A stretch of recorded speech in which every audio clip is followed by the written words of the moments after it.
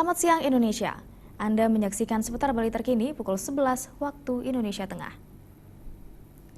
Jajaran Satuan Lalu Lintas Polresta Denpasar akan menindak tegas para simpatisan pilkada yang melakukan pelanggaran lalu lintas saat berkampanye.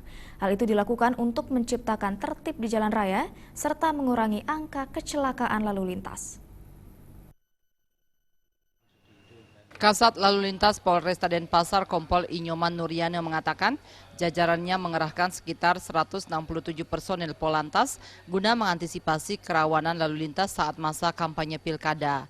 Simpatisan yang melakukan pelanggaran seperti tidak menggunakan helm, sepeda motor tidak standar, maupun melanggar rambu lalin akan dilakukan penindakan.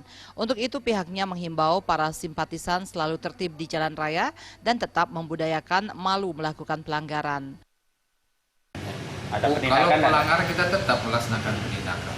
Itu kan kelengkapan yang harus digunakan. Gunakan kelengkapan sesuai. Kalau helm ya gunakan helm. Kalau menggunakan sepeda motor gunakan helm. Dan terutama mengikuti aturan lintas dan budayakan rasa malu.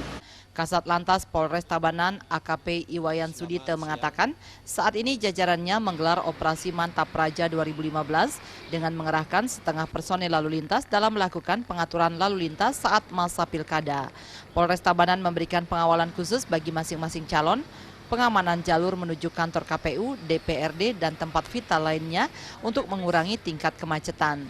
Terhadap simpatisan yang ingin melakukan konvoi di jalan raya, jajarannya juga menawarkan pengawalan untuk mewujudkan ketertiban serta mengurangi kecelakaan dan kemacetan. Tanpa menggunakan helm itu banyak sekali itu pelanggaran yang terjadi. Tetapi kita tetap menghimbau supaya menggunakan helm, supaya tidak melakukan pelanggaran lagi. Dan kita mulai sekarang sudah kita sudah sosialisasi baik terhadap masyarakat terorganisir maupun tidak.